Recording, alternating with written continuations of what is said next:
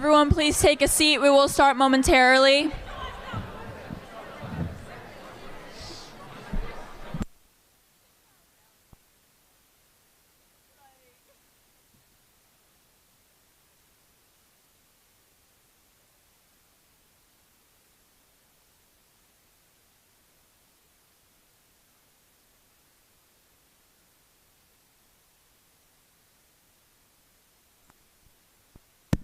Good afternoon. On behalf of the 2022-2023 IPLE class, we would like to take a moment and thank you all for coming to today's debates. We would also like to thank Mr. Nichols and the light and sound crew. Before we continue on with the debates, I would really like to emphasize, please be respectful to the candidates and refrain from talking, using your phone, and any other distractions during the debates. The structure of today's debates will proceed in the following format. We will hear 2 debates today. The first will be focusing on prohibiting transgender athletes in New Jersey public schools. The speakers will be Alex Hockwit from the Munch Party and Thomas Chambers from the Matrix Party. The second debate will focus on the federal ban on capital punishment. The speakers in this debate will be Megan Liang from the Matrix Party and Christopher Stearns from the Munch Party.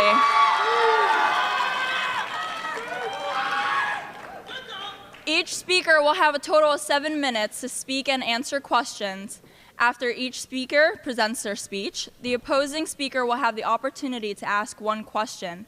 After both speakers present their arguments, the audience will be allowed to ask 2 questions. After both debates have been completed, we will open up the floor for questions from the audience. And please, I'd really like to emphasize, please be respectful towards the candidates. This is a respectable debate. Thank you. The candidates may come up with their campaign managers.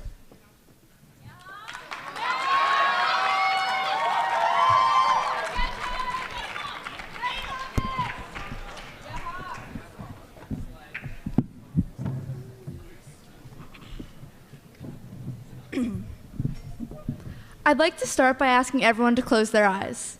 Imagine that you have a goal to reach, or something you've worked your entire life to be great at. You've taken every precaution, followed every step, and checked every box. You've worked hard, incredibly hard, but you come in second to someone who's also worked hard, but also had a leg up. The playing field was never even, because they have a scientific advantage that, even despite all of your exhaustion and efforts, you will never be able to overcome. This is the issue plaguing sports today, specifically women's sports. Allowing transgender athletes in these sports puts biological women at a disadvantage no matter how hard they train, in a way that we have yet to fix. Hi, my name is Alex Hockwit, and I'm running for state assembly as part of the Munch Party. I support all Americans, regardless of how they identify. I think that all students should feel included and accommodated when participating in school activities. There is nothing wrong with trying to do this. But there are some serious concerns that we need to address before we jump into a heavy decision such as this one. Throughout our history, men and women have competed separately in sports because of the undeniable biological advantage that men have over women. This is an advantage that is nearly impossible to combat. If we could combat it, this wouldn't need to be debated. But that's not the case. For years and years, men and women have competed separately in sports. Men have an advantage over women when it comes to sports. To compete separately is the only way to ensure fairness for all athletes. The top and fiercest female athletes don't even compare to the male athletes who are considered average. They simply cannot compete together, which is frankly what is happening with transgender women competing against cisgender women. Transgender women were still born male and contain the traits of a male and are biologically male. That's a fact. A female sprinter, Marion Jones, is one of the fastest women in the world in the 100-meter sprint event. Her fastest ever sprint ranking her 5th all-time and clocking her in at 10.65 seconds. She was on steroids at the time of her fastest sprint. The male rankings for the fastest men in the 100-meter sprint, the same exact event, Leon Brown, the 4,898th ranked man in the entire world, came in at 10.43 seconds, which was still 0.2 seconds faster than the 5th fastest woman in the world. But she was also on steroids at this time. We cannot just simply look past this fact that men have such an advantage over women in sports. If these two athletes were to compete against each other, it would be useless for women to even get the opportunity because their biology just simply does not match. I'm going to try and put this another way in terms of an equation. Suppose that an athlete's performance, P, is equal to the sum of the athlete's natural endowment, N, individual effort, E, hormonal therapy, T, so that P equals N plus E plus T. The athlete with the best performance, the highest value of P, wins the competition. 3 observations about this model are instructive. First, N includes such factors as heart size, muscle mass, hemoglobin, and lung capacity. N is exogenous in that it is completely outside the control of the athlete. Second, E includes work ethic, training regimen, diet, and exertion level. E is endogenous in that it is entirely within the control of the athlete. Finally, T represents the hormonal therapy administered to the athlete and may be understood as the endogenous counterpart to N. The factor N that includes all the biological factors that help the athlete cannot be controlled. They are biology speaking its truth. Women will always be at a disadvantage to biological men, and for this reason, transgender women who do still contain the biology of a man cannot be put in the same categories with cisgender women who contain the biology of a woman. To do so would be outright unfair to female athletes. Biology is concrete and is very important within this topic. Scientifically, men have an advantage over women, and even the most talented women are at a disadvantage when competing against the average male athlete. This is due to reasons such as differences in muscle mass, innate strength, testosterone levels, or socially constructed gender differences. Biological men are faster and stronger. That's a fact. The difference in hormone levels gets to be a little bit more complicated. Transgender women and men take certain hormones to change their levels to those similar to a biological male or female and tend to take hormone suppressants to help get their hormones to a more appropriate level for the gender they transition to. While this is a good strive at making it more fair, it still does not fix the issue of biology as a whole. Thus far, we have not found anything that has made it truly fair for competition. Likely the most famous example that has caught attention is swimmer Leah Thomas. Thomas previously competed for the men's swimming team at the University of Pennsylvania, posting the 32nd fastest 1,650-yard freestyle time in the nation for men in 2018 to 2019, and ranking 65th and 554th in the 500-yard and 200-yard freestyle, respectively. Thomas has dominated many, not all, of the swimming races in which she has competed against cisgender women. Leah Thomas was a relatively average male athlete. But as a woman, she is consistently dominating in most categories and posting some of the fastest times seen.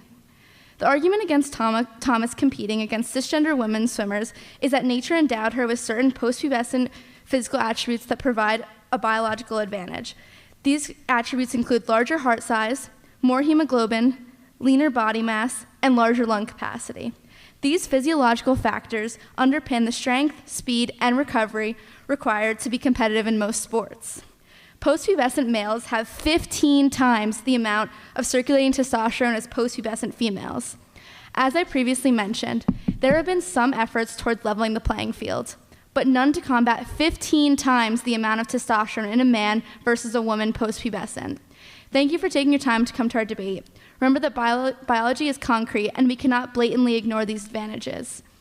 Men and women compete separately to ensure fairness and safety. Remember to vote for Alex Hawkwit, and don't take the blue pill, take a munchkin.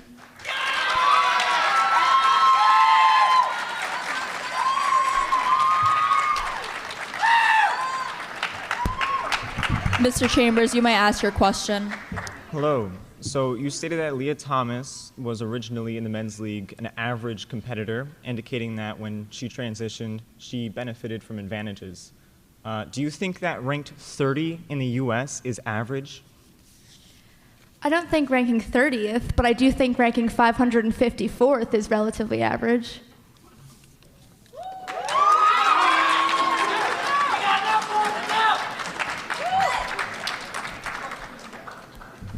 Ready? Mr. Chambers, your time starts now. Good afternoon, everybody. I'm Thomas Chambers, running for your state assembly on the platform of allowing transgender athletes their right to compete how they identify. I understand that me and my fellow candidate have the elephant in the room debate of this year's topics, But to clarify, we are not debating whether or not transgender athletes should be allowed to compete at all. We are saying that they should be allowed to compete how they identify. The question being asked today is essentially if a safety issue is being posed, and that question is not inherently transphobic, and we should not address it as such, and we should navigate this. I think it is a good idea to build up the safety of all of our students. And it is inarguable that testosterone increases muscle mass, makes men stronger than women on average.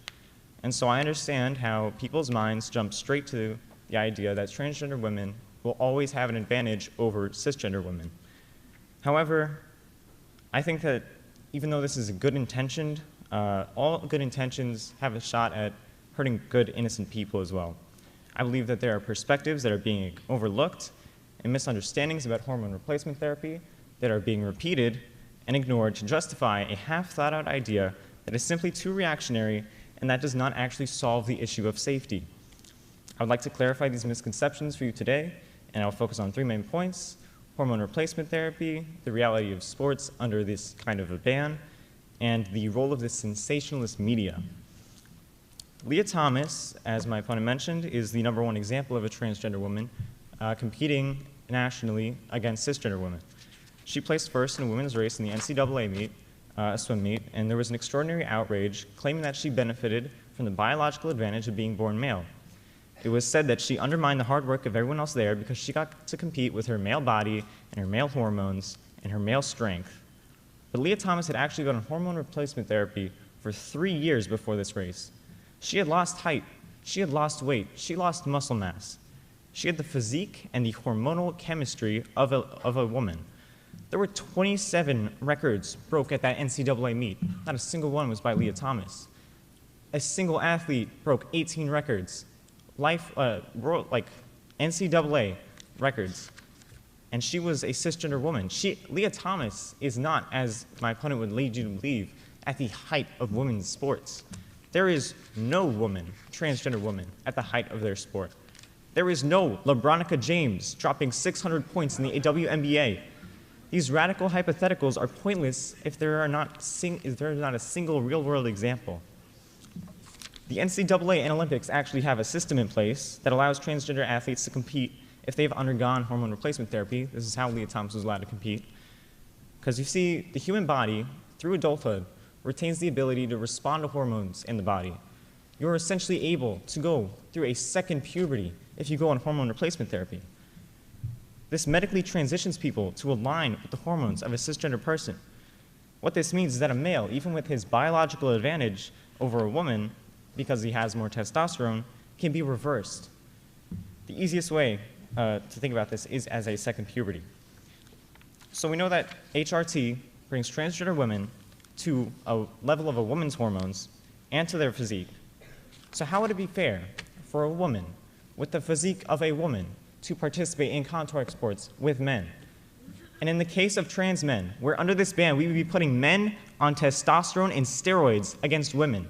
This brings me to the most important example of a transgender athlete in sports that shows the absolute mess that this creates. In Texas, this exact policy is enforced. And what happens? Mac Beggs is a wrestler who transitioned to become a man in 2017. He was on HRT, but he was forced to compete against girls. So when he was placed legally on testosterone, exactly what we thought would happen happened. In 2017, Mac won 57-0. In 2018, 32-0. That's 89 wins to 0 losses, earning him, a man, the state championships for high school female wrestling. Both years. Parents were outraged. Officials were outraged. Coaches were outraged. Obviously, his opponents were outraged, but so was he. He wanted to go against men. Why? Because he is a man. He wanted to compete fairly. People will not take advantage of this kind of a freedom, as you may think they will, if they are forced to go through hormone replacement therapy. It would erase any advantage that you may think that they have. So does it really, as Ms. Hawkwood says, protect girls when you put a man in the ring against girls? There is a fundamental issue in America that I'd like to call the American minority. Every time a new minority group enters the spotlight, it is made the catalyst for hatred and bigotry. We've seen it with African Americans, Asians, Muslims, and the entire LGBTQ community. The media hyperfixates all of America's problems and blames it on them. We know the corporate media of America as a controlling agent, a propaganda machine, yet we allow them to dictate the new targeted group of the week, to blame our problems, and to bring in views and money. Do you remember Wally? When I think of the horde of people who follow the media's orders, do their bidding, and spread their hate, I see those lazy, thoughtless people aboard that starship, in their chairs, too weak and complacent to think for themselves. I do not hate these types of people, and you will never hear me say that I do. I just want better for them, for the good of everybody. I've heard that this ban is not transphobic, that it only concerns sports, not society, that no further bans, exclusions, or segregation will be the outcome of this action. But you know what else I've heard? If you give a mouse a cookie, he's going to ask you for a glass of milk. And when you give him the milk, he'll probably ask you for a straw. And when he's finished, he'll probably ask you for a napkin too. There have been 500 anti-trans bills passed in Congress, or introduced in Congress, in 2023 alone. Only 5 months, not even 5 months into the year. Do not give transphobic lawmakers a cookie. They will come for every right they can take from transgender children. I agree that this can be a complicated issue when we look into how to include transgender athletes, but it should never be doubted that they should be included and not segregated. We can figure out restrictions and alternative solutions and implement what the NCAA and Olympics use right now. But we must not take the easy way out by simply banning trans athletes when rules and regulations can be placed instead to benefit all. Both my opponent and I want to protect people. We just have different understandings of how to do so. Vote with compassion, vote for the safety and inclusion of transgender and cisgender students, and vote to regulate, not to ban. Do not give in to the media. Do not give the government more Please power. finish up your thought. What? You done? Wait, what? Please finish up your thought. And do not give your vote to this ban.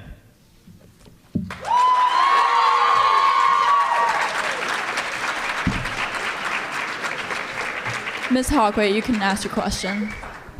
Mr. Chambers, so in Canada, there was a man who claimed to be transgender in order to get an advantage at competing. So what if someone, like seen in Canada, what if someone does abuse this opportunity and pretends to be transgender in order to gain an advantage in a sports competition? Am I allowed to ask a follow-up question, or like just a clarification? Was the man placed on hormone replacement therapy? No, he just simply claimed that he was transgender. Okay, well, I'm claiming that we should implement what the NCAA and the Olympics have with hormone replacement therapy being a requirement to nullify any advantages that may be outstanding when a person transitions. Because I understand that if you take a man and you place them against a woman, that is not a fair comparison, and you mentioned that in your speech. But we are not talking about men and women, we are talking about transgender women and women. And when you place a transgender woman on estrogen, you see their height decrease. You see their muscle mass decrease. They become weaker. That is the truth. That is science. And so my answer is that I think that if we want to implement people in sports as they want to identify, it would be a good start to put them in hormone replacement therapy and not just tell them that it's not possible. Oh, yeah!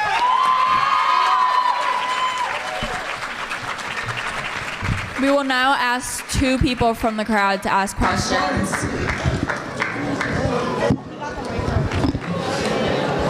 This question is for the Matrix Party. So you don't want the ban of transgender athletes to be in their preferred genders sports. However, isn't it kind of hypocritical of you and the Matrix Party to want to force cisgendered female athletes to deal with the transgender athletes?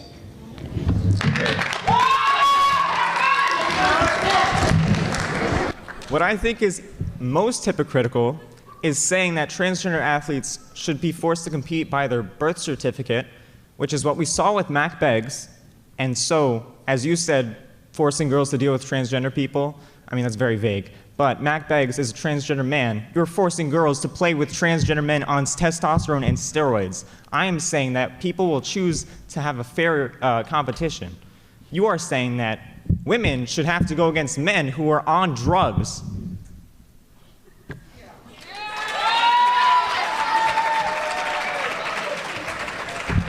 Any questions for the Matrix Munch Party? No? There's one over there.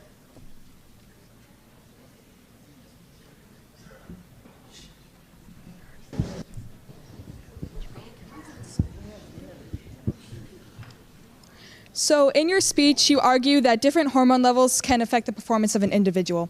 How would you classify people who are intersex and also have different hormone levels?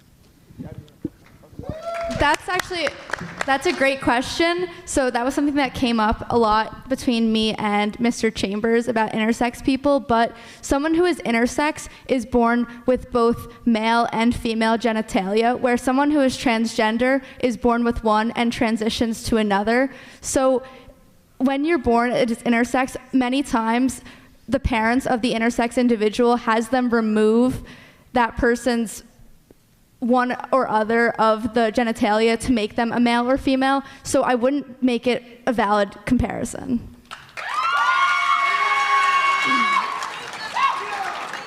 Thank you, candidates. You may take a seat. Now I'd like to call up Megan Liang, Christopher Stearns up to the stage, please.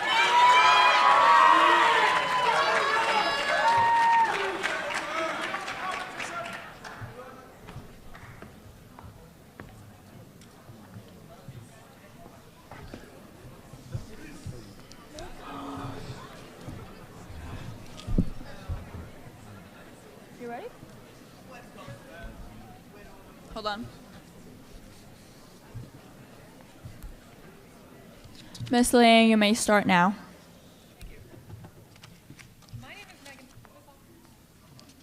Try to get closer to it first. No, flick the switch on top. Oh, don't worry. Okay, we good? Okay, awesome. My name is Megan Liang, and I'm running for Senate as a member of the Matrix Party. What makes us human? If anyone in the audience knows, please tell me after this, because I would love to also know. No one knows what makes us human. Philosophers have been debating this for decades. Probably more, maybe. But most of us have at least a good idea of what makes us moral. It's acting on morals. That's what makes us human. And most of us agree that killing isn't moral. So how is the death penalty still legal? As humans, we strive to rise above our base urges to create a more perfect society. So why do we still have the death penalty? It's because we're petty. We like vengeance. How can we call ourselves moral when we bend to the whims of our primal instincts for petty vengeance? The death penalty is useless, expensive, and inhumane, so I am running to ban the death penalty. The United Nations strongly advocates against the death penalty. The High Commissioner of Human Rights from the UN said it is increasingly difficult for a state to impose the death penalty without violating international human rights law. And you can have any opinion on the UN that you want, but the fact is that they are indispensable allies. The death penalty is also a financial disaster. Selecting a jury for the trial takes longer, and there are always many more appeals and other cases, skyrocketing the cost. California's taxpayers have spent over $4 billion on the death penalty since 1978, and the median cost of a death penalty case is $1.26 million. That's double the cost of any other case. We could be offering medical treatment with this money, but no, we kill people instead. The death penalty is also blatantly racist. Jurors are 3 times more likely to recommend a black defendant for the death penalty than a white one. Oh, and it's also like really biased against poor people because they can't afford good enough lawyers to prevent them from dying. And we almost kill innocent people way too often. Since 1973, over 156 innocent people have been released from death row. Those are 156 people who would have been killed by the government. Who knows how many innocent people we have killed or are going to kill? To quote essayist Christopher Hitchens, if you have executed the innocent, you have liberated the guilty. By giving the state the power over life and death, we deny everyone the right to live. Not only is the death penalty really bad, but everything else is way better. Prison is nowhere nearly as expensive. The death penalty pales in comparison to prisons in regards to reducing crime and cost. California estimates that it would save $150 million a year if it replaced the death penalty with prison. 88% of the nation's best criminal experts and the police don't think that the death penalty acts as a deterrent towards committing a crime whatsoever. And Supreme Court Justice Brennan would agree. Rehabilitation is also really successful. Remember something bad you did. Now imagine you died there. No chance for personal growth. It's just the stagnant void of death awaiting you. That's what we are condemning people to. By murdering people, we refuse them the possibility to grow into useful and happy members of society. And rehabilitation is a lot cheaper than the death penalty. A high-quality rehabilitation program averages only $15,000 per month, and that's around the high end. And rehabilitation is more successful than any of us think it is. In regards to sex crimes, only 3% of people involved in treatment committed another crime, and that drops to 1% for a full treatment. The Society of Clinical Psych and American Psychiatric Association have conducted promising studies showing that the rate at which people commit violent crimes like murder plummet with a few months of rehabilitation. We can give these people a second chance at life, but we relegate them to being shot or electrocuted or drugged to death. But my opponent is going to argue that nothing matters because it's up to the states to decide if they want to murder poor people. Well, the death penalty is unconstitutional under the Eighth Amendment. The bulk of this hinges on the line, nor cruel and unusual punishments be inflicted. So what are cruel and unusual punishments? It's up to us, the people. To quote Supreme Court Justice Warren, the court's previous decisions on the death penalty don't bind us now. He claims that the Eighth Amendment, quote, must draw its meaning from the evolving standards of decency that mark the progress of a maturing society. We now understand the death penalty to be unnecessarily cruel, and we have the power to change it. Even so, ruling the death penalty unconstitutional is not without precedent. Look at Furman v. Georgia. Based on Robinson v. Georgia, punishment can be considered cruel if it serves no purpose, and the death penalty doesn't. It doesn't work at all, and it's expensive. The death penalty is useless. A punishment is cruel and unusual if it does not comport with human dignity. That's what Justice Brennan wrote. This case is above morality above all else. The death penalty is such an appalling betrayal of human dignity. The death penalty was born out of a solipsistic desire for revenge, but will die at the hands of altruism and empathy. The cruelty of the punishment violates everything our country stands for and robs the people of the lives they could have lived. So why do we still have it? Again, we love it. We love the death penalty. We love a good revenge story. Hamlet, the Iliad, John Wick. We consume all of this media at a comfortable distance, never being forced to confront the person we want to die. Are we going to murder people because we're too emotionally immature to crave anything other than violence? Every day we become kinder. We make the world a better place. We start human rights campaigns. We have teachers right here sacrificing their time and, let's be honest, financial well-being for us. We are moral. We are human. We are not the generation that created the death penalty, and we will not be the generation that continues it. It's easy to stick to the black and white morality. It's easy to want to kill evil people. It's easy to sentence someone to death in the safety of your seat, but imagine being the one who holds the gun up to the crying man's head. Could you pull the trigger?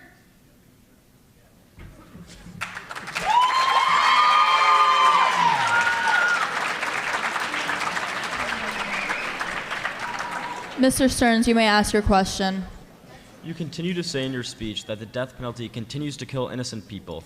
However, the average time on death row has increased to 18.9 years. So can you tell me how it continues to kill innocent people? Oh, sorry, could you repeat it? You're a bit quiet. You continue to state in your speech that innocent people are killed by the death penalty. However, the average time on death row has now risen up to 18.9 years, and we have a massive advancement in forensic science technology. So can you explain to me how innocent people are still killed? Wonderful point, Chris. That kind of proves how terrible the death penalty is. We have all of this science. We're keeping these people on death row for upwards of 20 years plus, and yet we still almost kill innocent people. It's not the government's fault, it's not our policies. It's the death penalty itself that's bad. 156 innocent people could have been killed if not for expensive lawyers they hired. Who knows how many innocent people we've killed in the past? How is it possible for us to go and say, oh yeah, the government can kill whoever it thinks is guilty, even though it's probably incorrect most of the time? It's not fair, it's not humane.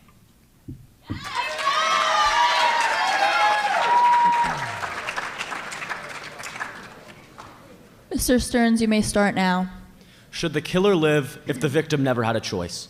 A question I would like the members of the audience to ponder as I speak. In today's cruel world, we are faced with monsters and traumatic events day after day. Adults entering our children's schools and brutally murdering them. If these cold-blooded killers are caught alive, why should they not face the same fate as the innocent children they viciously murdered?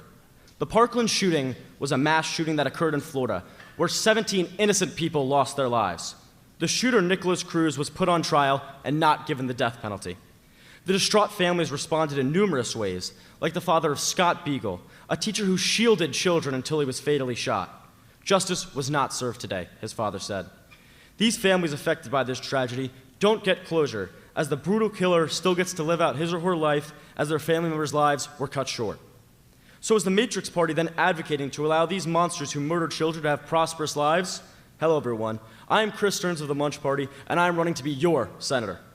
As many of you know, I am running in support of the death penalty, which deters criminals, is a morally justifiable way to deal with crimes, and gives closure to suffering families.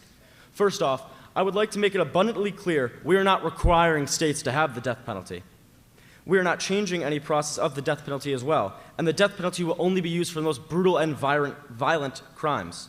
My campaign is based on keeping it the way it is and giving states the option to choose whether they want the process or not. People that oppose the death penalty may state it violates the Eighth Amendment of cruel and unusual punishment. However, this can simply be disregarded, as in the case of Gregg versus Georgia, the Supreme Court ruled in a 7-2 decision that the death penalty is constitutional and does not violate the Eighth Amendment. Adding on to this point, the death penalty has a multitude of exceptions for the minors and the mentally disabled. These exceptions result in fair and just uses of the death penalty. Another point the opposing party may bring up is that many innocent people are executed. But as I stated in my question to Megan, the average time on death row is 18.9 years according to a 2020 survey by NPR.org. This length of time is extremely long because of the mass number of appeals and retrials conducted by inmates. Some members were on death row for more than 30 years, like the case of Carrie Moore, who spent 38 years on death row, who was originally sentenced to death for the murder of 2 cab drivers.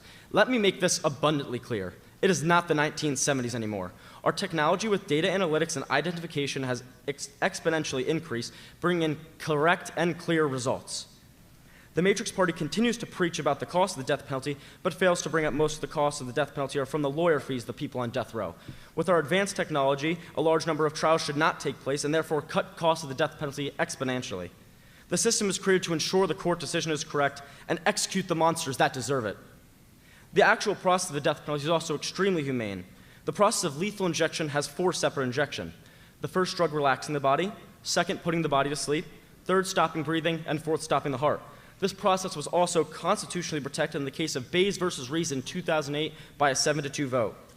The constitutionality of the death penalty is not the only reason to keep it. Along with the moral justification and closure the death penalty brings the family, it is proven to deter crime. It is common knowledge that fear is used to rule in many regards, and the death penalty is one example. Having the death penalty as an option deters criminals from committing heinous acts because of its fear factor. Having the death penalty as an option deters them because of its fear factor, correct? The looming effect of the death penalty dissuades criminals from committing murder as they know the severe consequences they may face. In this instance, it doesn't need to be used practically and can simply be used as a tool to induce fear to the public to keep them in check.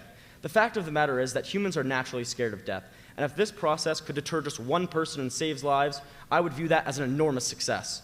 In our country today, we already have a prisoner epidemic, and the death penalty's psychological effect adds a temporary solution to the issue. Without the overlooking shadow of the death penalty, the criminals will be more carefree with their decisions and commit crimes without regret. These prisoners know that their own life is guaranteed, and they eventually have the chance to be free one day. The Matrix Party's soft crimes belief will allow for crime to take over our country, like how soft crime policies are ruining our cities. Overall, it is abundantly clear that the death penalty does far more good than it does bad, ranging from its ability to deter criminals from committing serious crimes to allowing grieving and suffering families the closure they absolutely deserve. The death penalty serves as a tool to not only keep society in check, but serve justifiable consequences for the monsters in our society. Unlike the Matrix Party, who oppose the murder of monsters and the killer of innocents, the proof is in front of you. There are posters that are paraded around the school with phrases stating ban capital punishment, ban murder. So I'll ask another question. Why vote for a party proposing, protecting the murderers and villains of our world, a party that does not care for the suffering families of victims? The practice is backed by dozens of Supreme Court cases which continue to state it does not violate the Eighth Amendment. My campaign is simply giving states the decision to choose whether or not they want to keep the process in their state, a practice that has been in our country since its founding and has continued to provide justice. Remember, why should the killer live if the victim never had a choice? Thank you, and vote Chris Stearns for senator.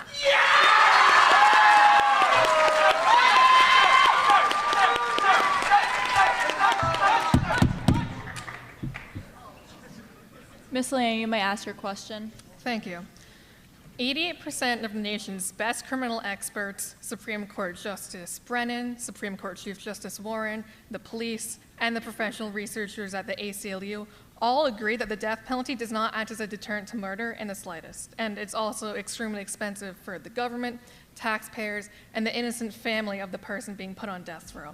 Why can't we replace it with life in jail? A lot cheaper and less controversial option. As I said, right, it's a psychological fact that the death penalty deters crime, right? It's a psychological base. Human nature, they're naturally scared of death. So therefore, if someone is in a crazy state of mind and going to commit a heinous act, that fear factor that I might receive the death penalty might deter them from committing that crime. If we could just save one mass shooting, someone going to our schools and murdering children, if we could save one event and prevent that from happening, it is an enormous success.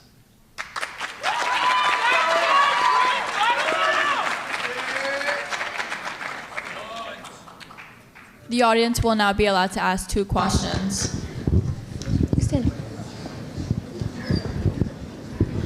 Hi, so I have a question to the Matrix Party. So I want to start off by saying that I get what you mean, but I think that you're only focusing on the innocent ones who end up getting executed. And I know this is a dark memory to bring up, but I really couldn't help but think about 9/11, for example. Do you think Bin Laden should have gotten another chance and been taken to therapy?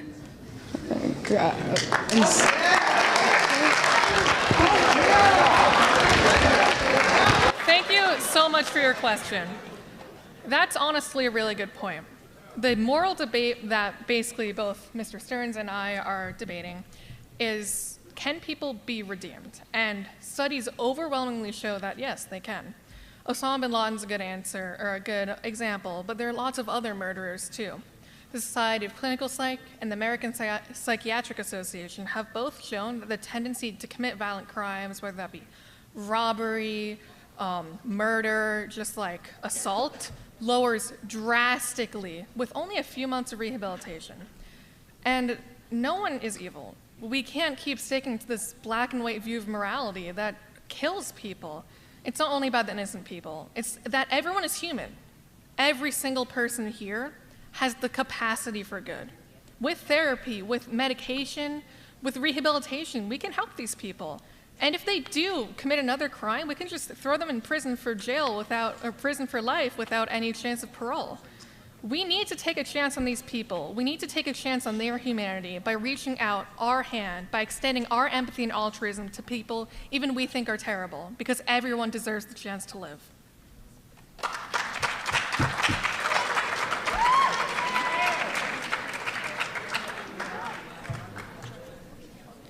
Any questions for the Munch Party? Oh.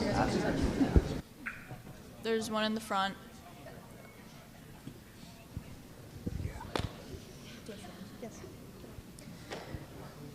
Okay, so why would you rather keep the death penalty instead of investing the same time, money, and jobs into more psychological services that could prevent or rehabilitate criminals? That is a good question, thank you. Right, so we talked about the major costs of the death penalty are from the lawyer fees and these expensive trials, because, right, the death penalty, people on death row, it's a very long process, right? As I said, on average, 18.9 years. With our advanced technology and the new forensics, we're trying to cut through that, which exponentially cut down the cost of the death penalty, right? And so with the new money, we'd be able to get the rehabilitation. However, some monsters don't deserve a second chance. Nicholas Cruz, in my opinion, does not deserve a second chance. Someone that goes in and murders 17 innocent children, those family members of those victims, they don't deserve to, not feel closure. So I do believe that some people should be rehabilitated, and the new technology will allow that to happen. However, some monsters should not get that second chance.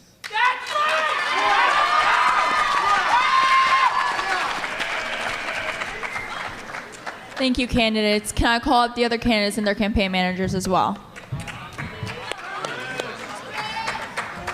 Got it? Bring the mic a little closer to you because we can't really hear you. This good? Yep. We will now open up the floor for questions from the audience. Wait, is it on? Oh. This is for the Matrix Party for the death penalty. So you claim to get rid of the death penalty, but you are supporting that we keep it and let people like Jeffrey Dahmer and Ted Bundy live.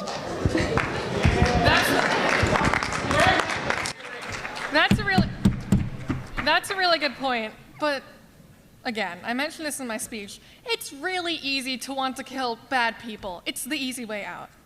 Why are we so obsessed with revenge as a society? We're so petty. Let's be honest. I'm petty too. When I see one of those videos of like a burglar getting captured by police, I'm like, yes, let's go. I love the police. But that's not a good thing. This isn't a black and white society. We can't keep viewing everyone as either good or bad. We need to recognize that these people can be rehabilitated with therapy, with medication, with rehabilitation. Also, if you're so worried about criminals committing another crime, why can't we just put them in jail for life? Same thing.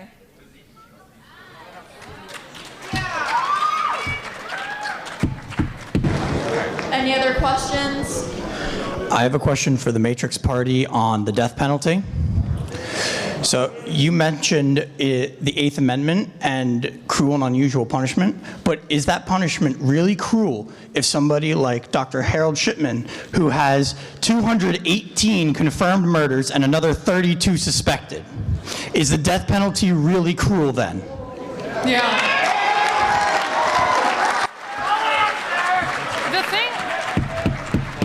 Decorum. Next question. No, wait, I have an answer. Oh, I thought you were. Oh, well, I mean, I do agree that it is still cruel and unusual, because does the government really have the power to just kill people?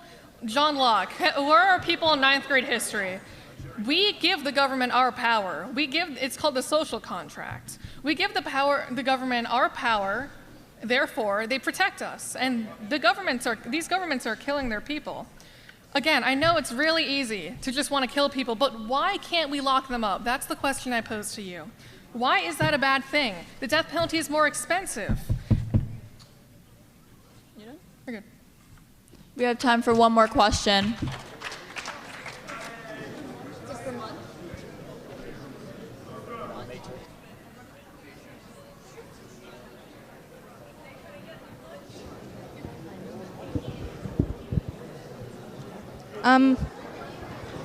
Decorum. Mine is for the munch.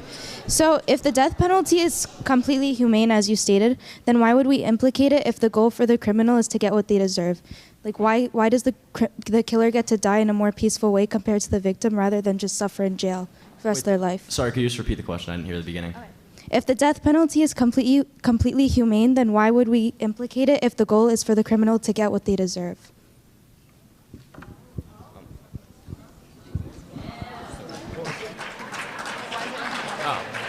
Well, right. So one fact that I brought up in my speech, or one of my main points, was the closure it gives families, right? So, if you have, let's say, a father, right, as I talked about Scott Beagle, his son, who was a teacher in the Parkland shooting, was fatally shot, right? And, his son was fatally shot just protecting innocent lives. And then Nicholas Cruz, the shooter in that case, gets to live out his life, while his son's life was stripped away from him as he was just doing his job teaching children. Thank you.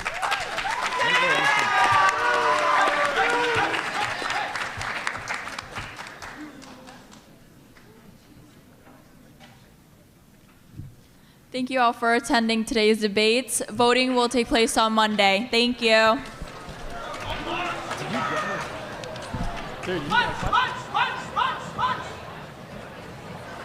Munch, munch, munch!